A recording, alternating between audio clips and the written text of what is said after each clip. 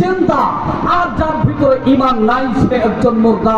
সুতরাং মুর্দার সামনে মুসলমান ঈমান বুকে নিয়ে কখনো মাথা নত করে চুপ করে থাকতে পারে না, ঠিক কিনা বলে? সম্মানিত ভাইয়েরা আমার, দীর্ঘদিন ধরে শুনতেছি ফিলিস্তিনের মুসলমানদের উপরে আঘাত, দীর্ঘদিন শুনতেছি গাজার মুসলমানদের উপরে আঘাত, শিশুদের উপরে আঘাত, নারীদের উপরে আঘাত।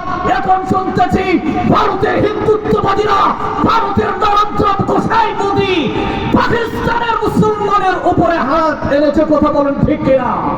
এই জন্য আমরা বলতে চাই, ঈমান বুকে থাকা সত্ত্বেও শরীরের পক্ষে যতক্ষণ পর্যন্ত এক বিন্দু পরিমাণ রক্ত থাকবে, প্রতিদিনের কাছে মুসলমান কখনো মাথা নত করবে না।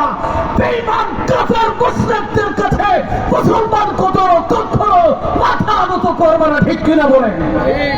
সম্মানিত ভাইয়েরা আমার, আল্লাহ পাক রব্বুল আলামিনের মহাগ্রন্থ আল কুরআনুল কারীম থেকে 29 নম্বর আয়াতের 29 নং পারার 68 নম্বর সূরা সূরাতুল কলম, আল্লাহ পাক রব্বুল আলামিন এই সূরা নাযিল করেছেন।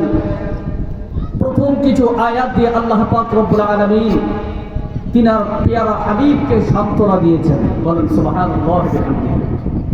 আল্লাহ পাক রব্বুল আলামিন বলেন, নুন ওয়াল কলমি ওয়া মা ইয়াসতুরুন মা আনতা বিনি'মাতি রাব্বিকা বিমাজনুন। বলেন আল্লাহু আকবার। আল্লাহ পাক রব্বুল আলামিন তার হাবিবকে সান্ত্বনা দিয়েছেন এই সূরার মধ্যে। বলেন সুবহানাল্লাহ।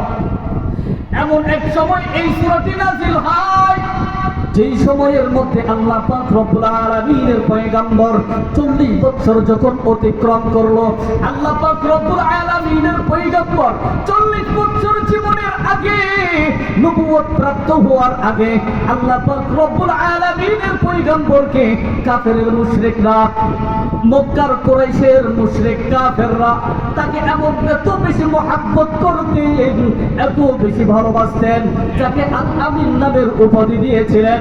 আল্লাহর পয়গম্বরের চরিত্র ছিল এত সুন্দর, আল্লাহ পাক রব্বুল আলামিনের পয়গম্বরের আদর্শ ছিল এত মহান, আদর্শ ছিল এত সুন্দর, যার কারণে মক্কার কাফেররা পর্যন্ত আল্লাহর পয়গম্বরকে এত ভালোবাসতেন, এত মহব্বত করতেন, নিজের সম্পদগুলো তার কাছে আমানত রাখতেন।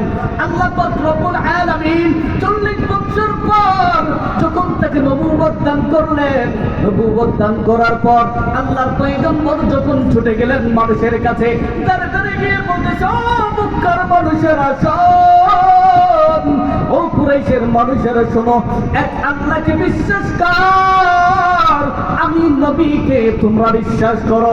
আল্লাহ পাক রব্বুল আলামিনের পয়গম্বর যখন কালিমার উপরে মক্কার কুরাইশের কাফেরদের মধ্যে দাওয়াত দেওয়া শুরু করলেন, আল্লাহ পাক রব্বুল আলামিনের পয়গম্বরকে এত বেশি আঘাত করলেন, এত কটূক্ত ভাষায় কথা বললেন, এত গালিগালাজ করলেন, পাগল বলে আখ্যায়িত করার চেষ্টা করলেন।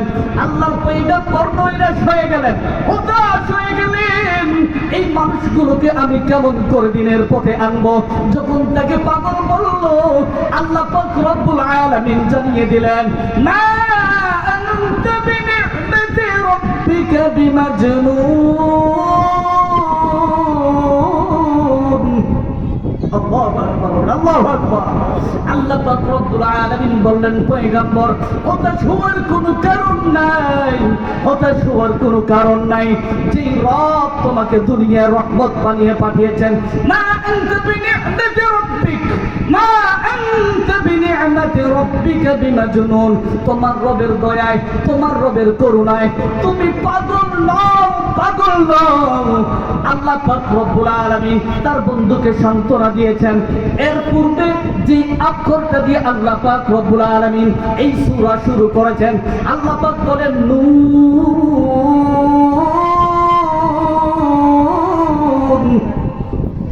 আল্লাহ পাক রব্বুল আলামিন একটি অক্ষর দিয়ে এই সূরা শুরু করলেন, একটা মাত্র অক্ষর দিয়ে শুরু করলেন।